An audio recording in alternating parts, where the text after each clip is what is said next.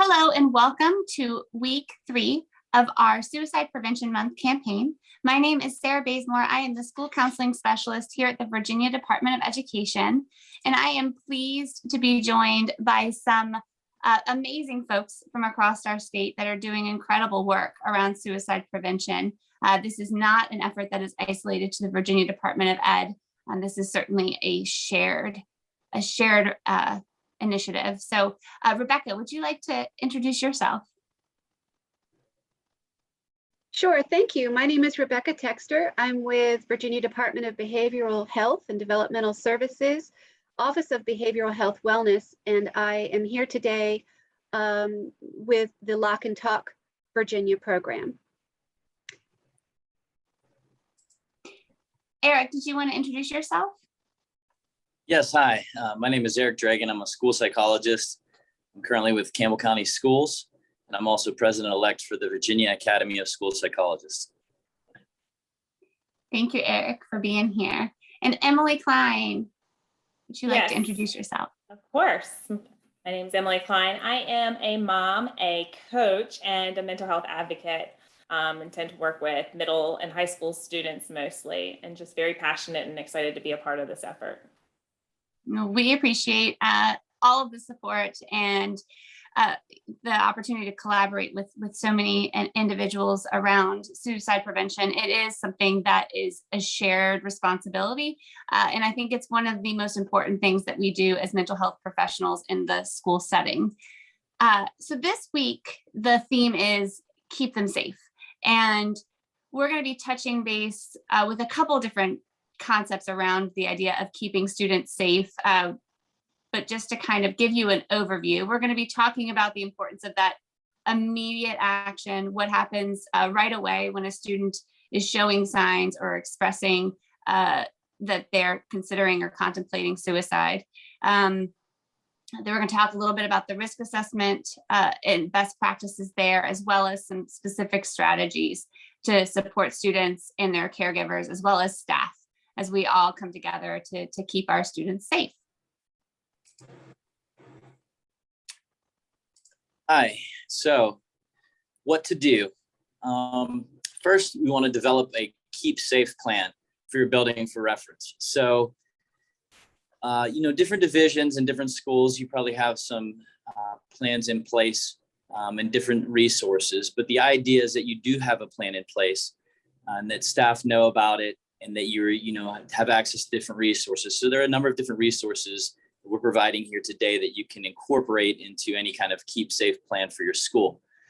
We want to make sure that all staff knows, all the different signs. So when we're talking about students that might be of concern,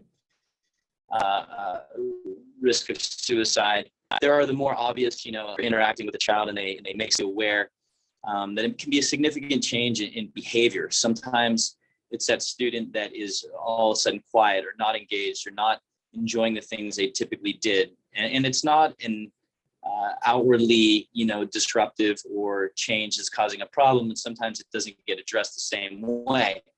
But that's an opportunity for you to step in, build that relationship with that child, check in with them, and make sure there aren't any concerns that way. Also, you could have a student that is just unusually excited or, very happy. And unfortunately, sometimes students that have been considering, that level of self-harm or suicide, they've come to a conclusion and they have a plan, and it often blindsides people when they go, I didn't have any idea. They seemed happier than they had been in a long time. So we're just talking about different signs, different things we can be tuned into with our students to step in, build that relationship, and check in to make sure that we're able to keep them safe. Keep the student informed. We always want to be honest, transparent throughout the process. That has to deal with, letting them know our role, where we're at. We are mandated reporters. However, we don't want to just give the impression, that I may have to go further or involve, families or other resources, report what we're talking about, but that it's because you are so important that we have to make sure that you're safe, and that we definitely want to see you, tomorrow. We want to see you in the future, and that that is the reason that we have to pursue things a little bit further. You want to follow up with other students that are involved or may be aware or impacted by a student that may be at risk for suicide. This can be very traumatic for individuals that are close to the person who may be at risk of suicide, or anybody, acquaintances, or they can feel a lot of pressure or weight placed upon them emotionally if a peer has commented to, or made those kinds of threats to harm themselves and things like that. So we just want to be able to follow up with people around them. And certainly if there's any kind of other incidents or things involved, any students that might know the student that was at risk, we want to just follow up, make sure that they're doing well and staying healthy themselves. Schedule mini refresher trainings for your staff. So as the year goes on, we take on different information, we incorporate it, we do well with it.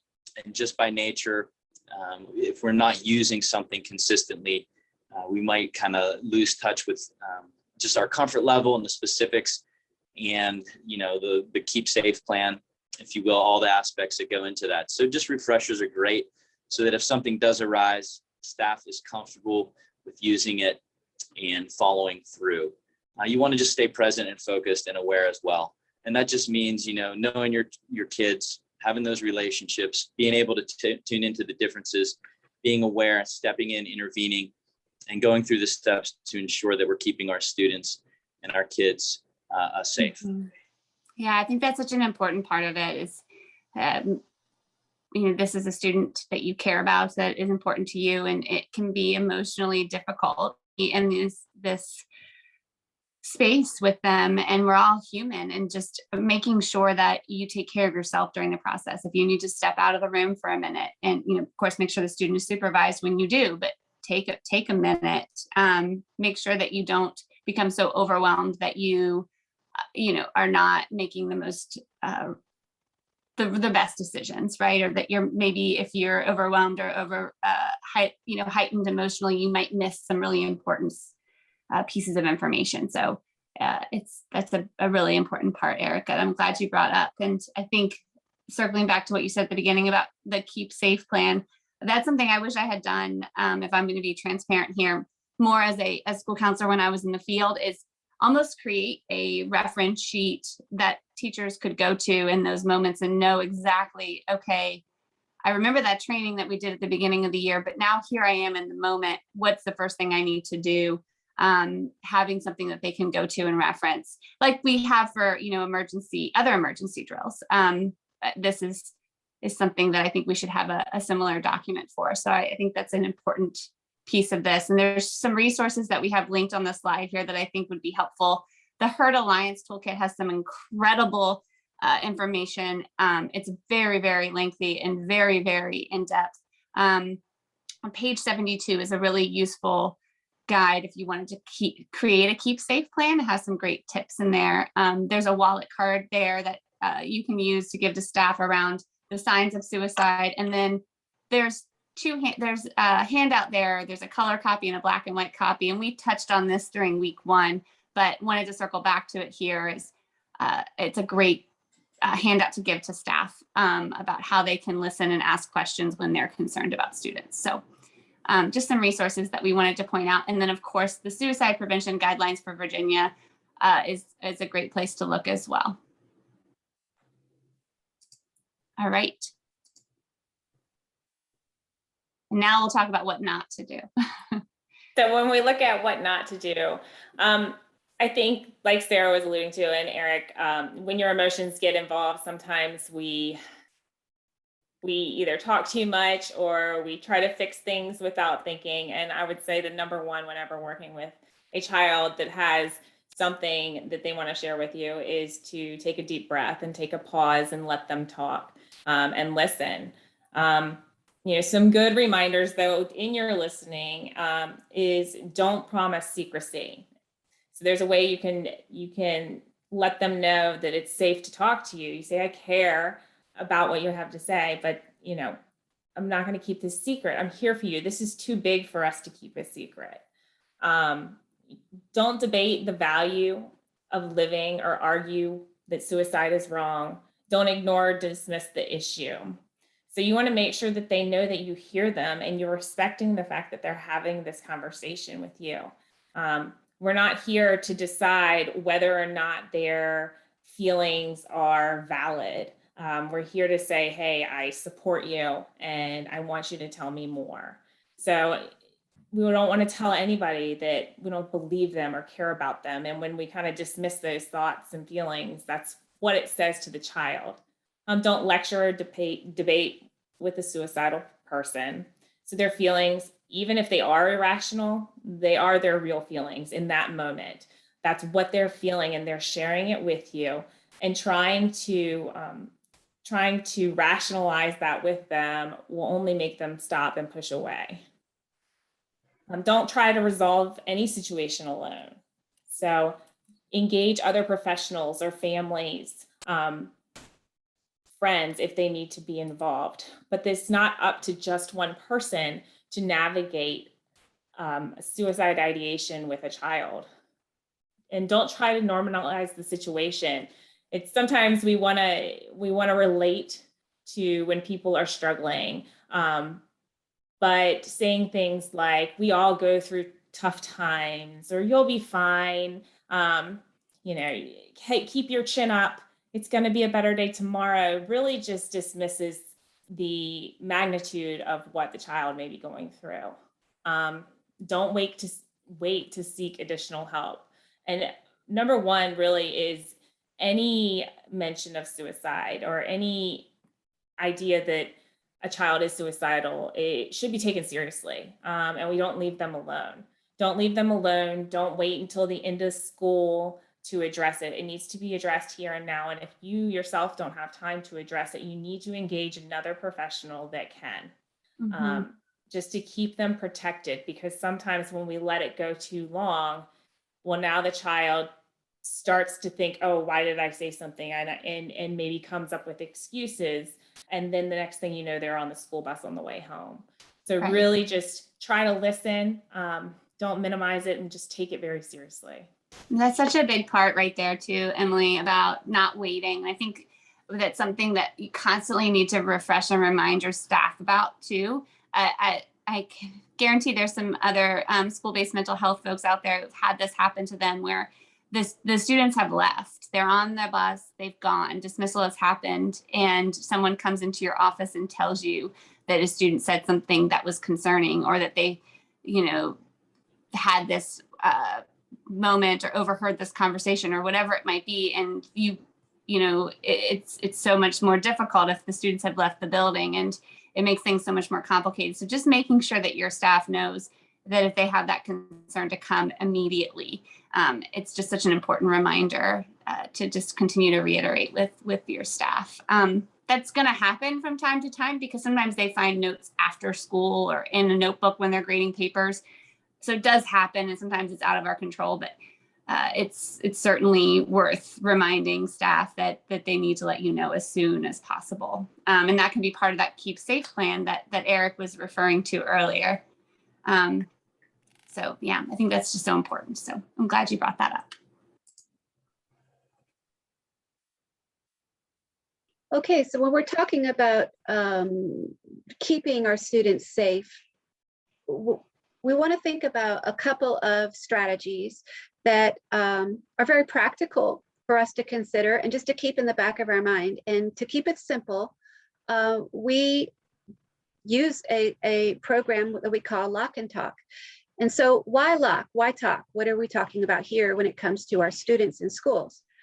Well, we know that the National Violent Injury Statistics System study reports that 1/3 of our youths who died by suicide experienced a crisis within 24 hours. So the youth suicides tend to be a bit more impulsive, generally speaking, than some of the suicides we've seen in adulthood.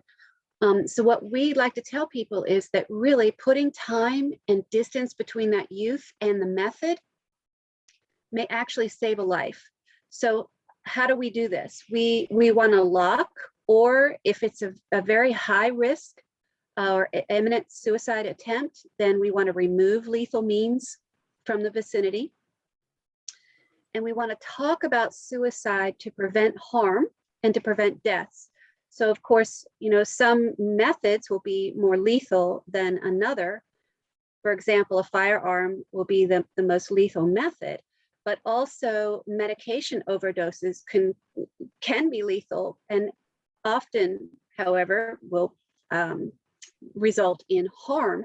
And we want to really prevent any of that. So having open conversations about suicide thoughts is very important, and to talk open and very often about the struggles and stresses that your students are going through is extremely important, so they know that they can talk to an adult about these things and be taken seriously.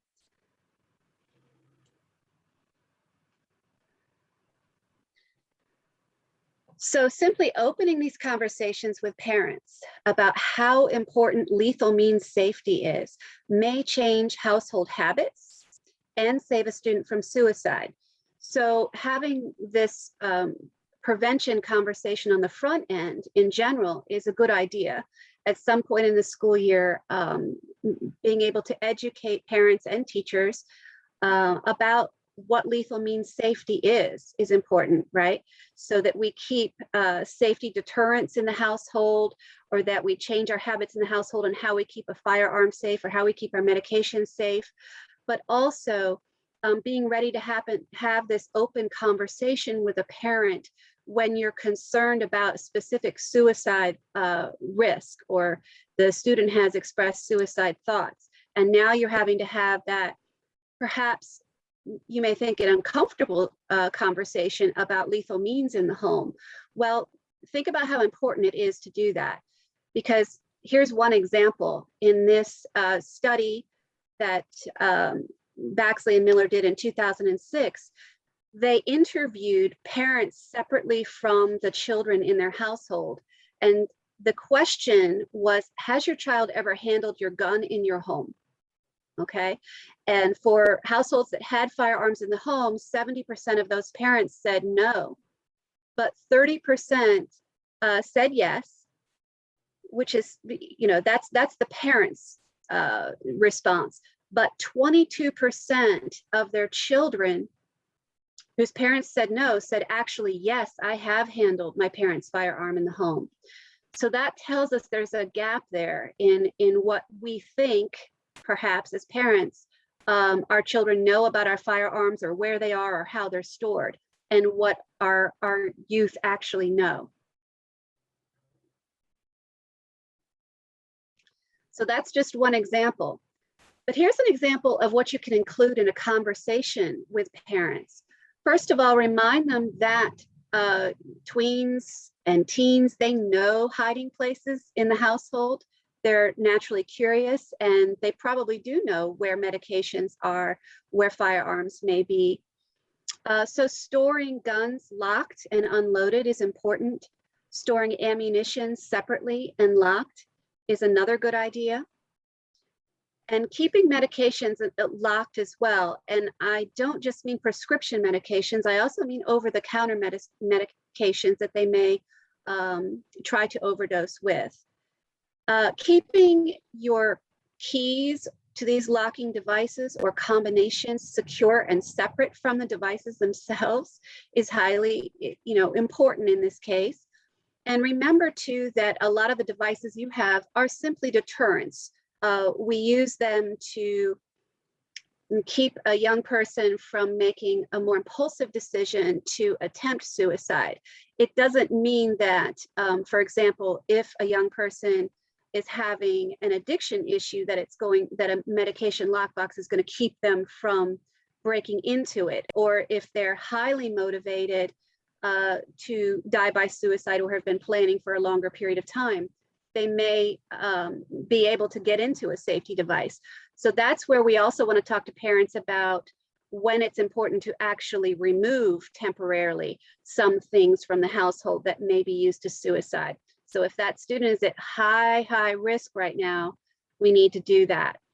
That could also mean sharp objects, keeping them out of the immediate view, and same thing with perhaps objects in your sheds that could be used for a suicide attempt.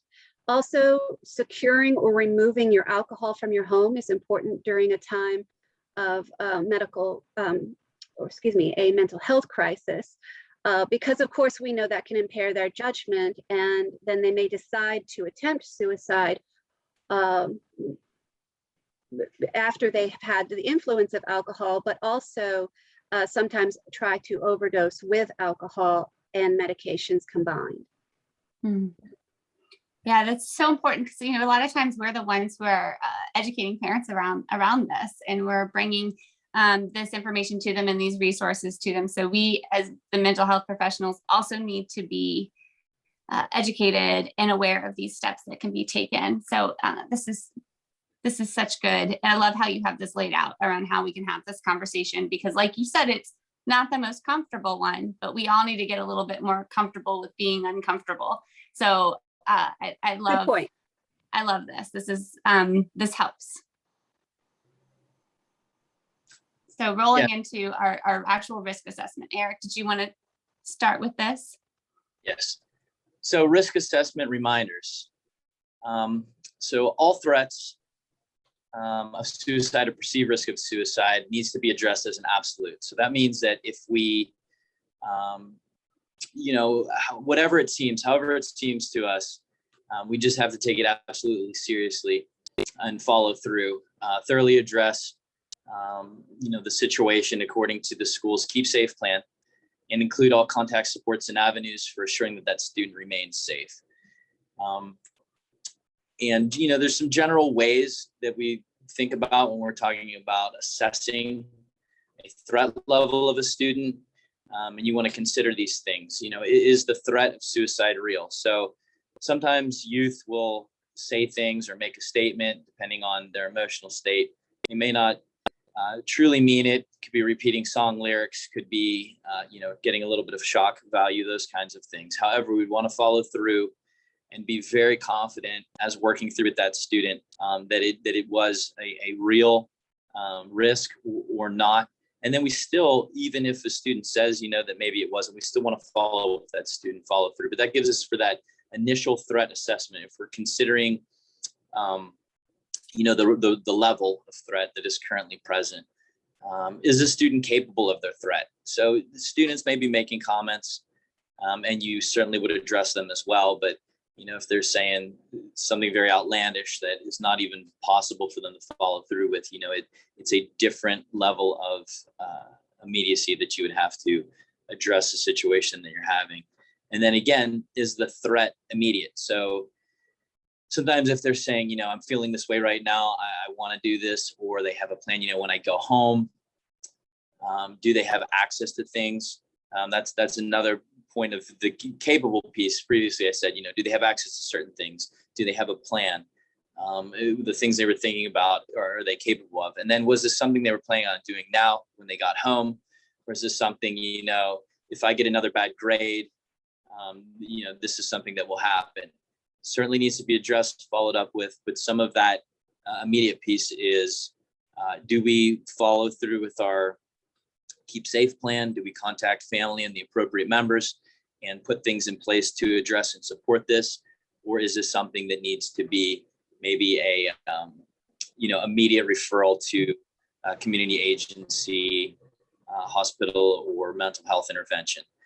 So just the general ways when we're looking at threat level and determining how we want to approach things. Those are three aspects. If the threat was real, we felt that the student was capable of the threat they were making, and if it was an immediate thing that they were considering to do. Yeah, and speaking of threat level, I think and that's the next bullet down. We kind of talk about the purpose behind determining that level. And Eric did a really nice job of thinking and talking about, ways that should be considered. And I know that there are some school divisions who have eliminated, low, medium, high, or imminent. Now they're just saying threat or risk of suicide or no risk, or and making it very simple. And regardless of what your division is doing, I think it's important to know that the purpose of the threat levels is to give your team an organized approach for assigning and delivering next steps. So that's the purpose. It's not meant to be diagnostic. It's so for that reason, it really should be something that we don't really put out there for family members or caregivers, because when we say to somebody it's a low risk, a parent or a caregiver might interpret that differently, and it can also diminish maybe what the student is going through. So I would just word of caution that if your division does use threat levels, that really is for internal dialogue. I would look at your forms and your documentation that goes home with parents or family members and caregivers, and then see if that threat level is indicated on there. It might be something your team wants to consider removing, just because, again, it can send the wrong message, and can be seen as a diagnostic tool, which is not the purpose of it. So just a really important piece for us to be considering as we think about the true intent of those levels. The other thing to really keep in mind when completing a risk assessment, that it's really not completed. It really, in my mind, it's always open, right? Once you have a concern about a student for suicidal ideation, you're always checking in and you're always kind of reassessing. But that formalized risk assessment process is not done until you've consulted or spoken with the family or caregivers of that student. I can't think of how many times I thought that I had figured out where we were as far as the level of risk, and then I called the parent or the caregiver, and I learned about something that changed my perception dramatically. So it's really important to make sure that is not something that you do at the end of the process, but something that you're doing during it. And it's one of the first pieces. That sometimes students get very upset that you're going to call. And it's something that, like we've said so many times, that we have to do. And we should be transparent and honest with the students about it, and let them know that you're going to let the parent know that the student is not in trouble, that they shouldn't be getting any kind of consequences at home for this. This is not something that should be a punishable offense, that we're calling because we're concerned and we want to talk about ways to support the student. I just feel like that parent phone call can be such a difficult thing, but it's just such a vital piece of this. And we don't ever want our students to lose trust in us. So we have to stay open and honest throughout this process. And that parent phone call part can be one of those times when we're tempted to maybe not let them know we're calling. But it's important that they are aware. Because like I said, you don't ever want them to stop trusting you, because then they're going to stop talking to you.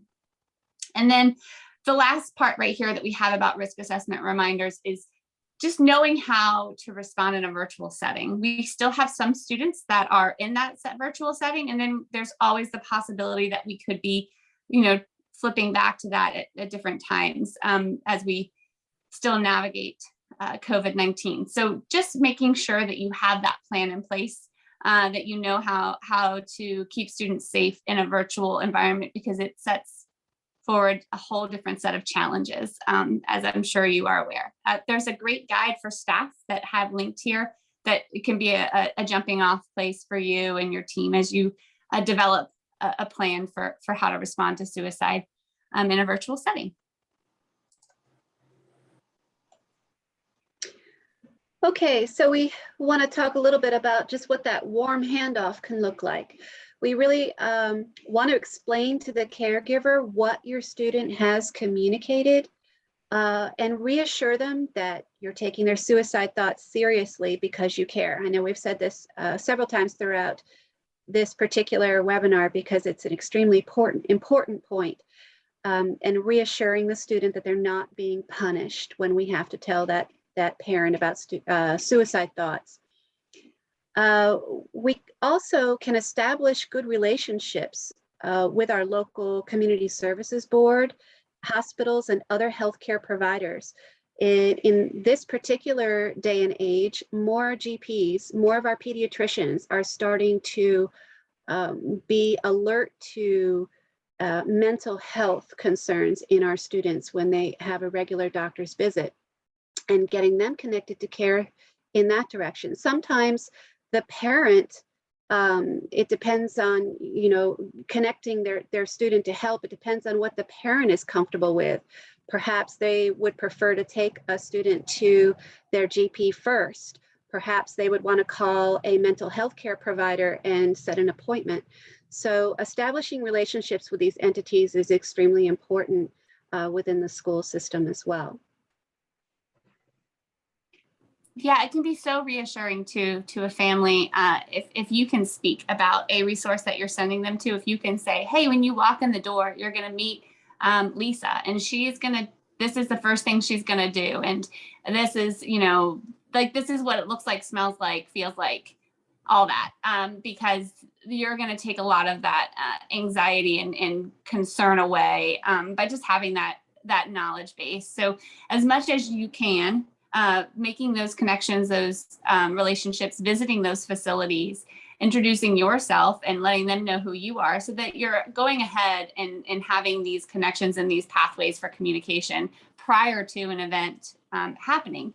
But even if something does happen and it's a community provider that you're not familiar with, obviously getting permission and having that be part of your risk assessment procedure, having parents sign so that you can reach out to pediatricians or private providers is great, so that you can open up that dialogue. All right. Yes. So some little mini challenges that we were talking about, things that you can do within your school. We're just encouraging everyone to put think about getting these things in place in their school. So we said, make a keep them safe plan for your staff. So this is something that's tangible, that's on hand. We do it with different disaster plans. Just a little chart, order of operations that reminds them, when these things are seen, these warning signs, if you have a situation with the student, these would be your, next point of contact, how to follow through, make sure things were communicated, and that child would be fully supported and have access to all the resources and supports, and also then reviewing, contacting, and working through things with their family, just to be able to make sure, that we are keeping that student safe. So we want to just work with our staff, make sure all of the people in the building and our colleagues are aware of that plan, have access to it, and are able to be able to utilize that when necessary. Awesome. And that really leads nicely to the second mini challenge that we have, which is just to schedule a time later in the year when you're going to review the do's and don'ts and the signs of suicide with your staff. So going ahead and sitting down with your administration and saying, let's find, a time in November or a time in January, or, a couple different times when you're going to stand in front of your staff and deliver some refreshers on this. And I think, what Eric was just talking about is making that keep them safe plan. You could review that with them then. Even creating a little suicide prevention folder that every staff member has and keeps in their classroom that they could continue to add, handouts to or resources to as you just add it to their toolkit. But making this an ongoing effort, not something that's just done at the beginning of the school year. Okay, and then finally, we're asking you to think about utilizing the Lock and Talk resources. So what do we mean by that? Well, a very simple challenge for all of you this week is to go to the Lock and Talk website, so lockandtalk.org, and there's a hot button right on the home page or on the school resources tab on the website. You can press that and download posters for your school, whether they be elementary, middle, or high school, with lethal means safety education on the posters and resources. We also have social media posts that you can download from this and use on Facebook and what have you. Spread the word. You can have your school nurses, your SROs in your schools, your administrators hang these posters or use these items. And that's really going to, I think, help with this keep them safe, be the one to keep them safe message for the week. Mm-hmm. As you can see here on this particular post that we have, the message is that as a teacher, as an instructor, this person is one of our gatekeepers for our students. So he can spread that message that we want to lock medications, lock our firearms, and talk safety, and talk often about it. You can also get other resources on the lockandtalk.org website, national resources for schools. And you can also encourage you specifically in your school counseling office, or say your SRO could request safety devices for free through state funding from your Lock and Talk representative from your area's community services board. And when you go to that website, there is a map on the About Us page. You can find your location on the map, find your community services board and the specific contact to get some devices into your office, so that when you're having a conversation with a student and perhaps a parent, and let's say there are some medications that need to be secured for the time being, for example, in the household, you have something literally to hand to them to help keep that household a little safer in the time being. And you'll have that at your fingertips.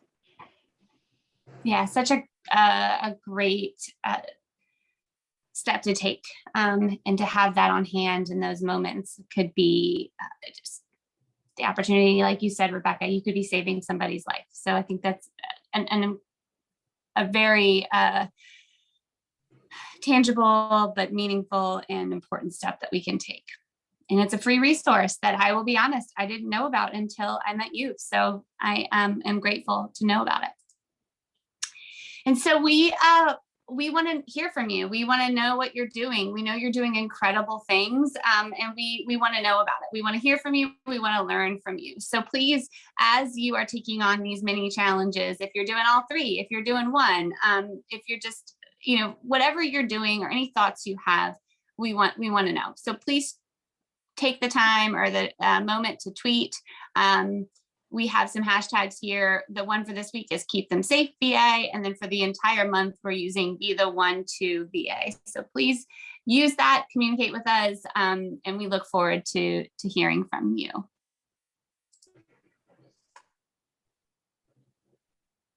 Oh, Emily, you're on mute. All right.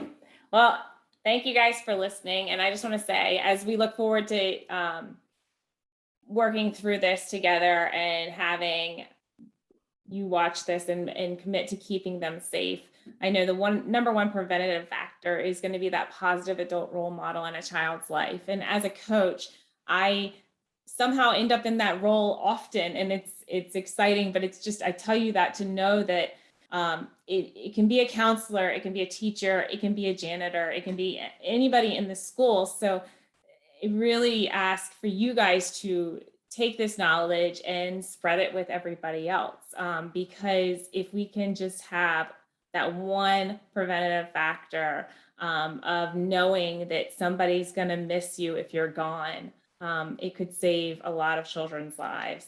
And so really just that "we'll see you tomorrow" kind of resounds through. Yep. Thank you so much, Emily. It's such an important reminder that the work that we do it can be pivotal. It can be life-saving and life-changing. So thank you so much for that. And thank you to all of you for tuning in and joining in this effort to prevent suicide across our state. We appreciate you. Take care and be well.